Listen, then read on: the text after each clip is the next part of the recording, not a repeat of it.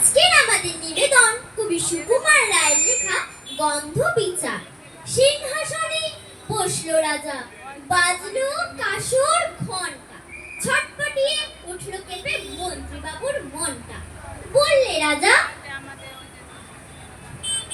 মন্ত্রী, তোমার জামায় কেন গন্ধ?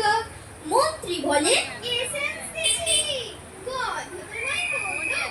বললে রাজা, গন্ধ ভালো, দেখুক সুখে ভর্তি। বদ্যি বলে, আজ রাজা হাঁকে। বলাও তবে রামনারায়ণ পাত্র।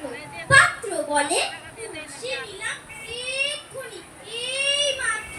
নসি দিয়ে বন্ধ যে না, বন্ধ কোথায় ঢুকবে?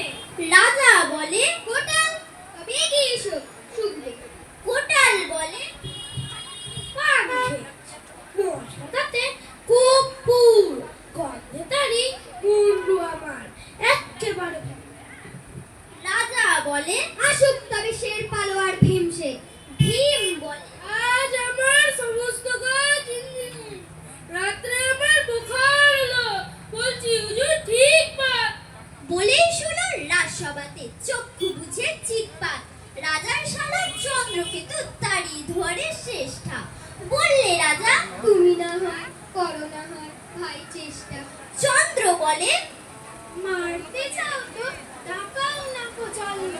গন্ধ শুকে মরতে হবে, এ আবার কি আল্লাহ?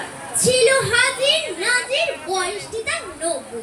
ভাবলে মনে, ভয় কেন আমার, একদিন তো মরবই। সাহস করে বললে বুড়ো, মৃত্যু সবাই ভক্তি, ঢুকতে পারে হুকুম পেলে এবং ভক্তি।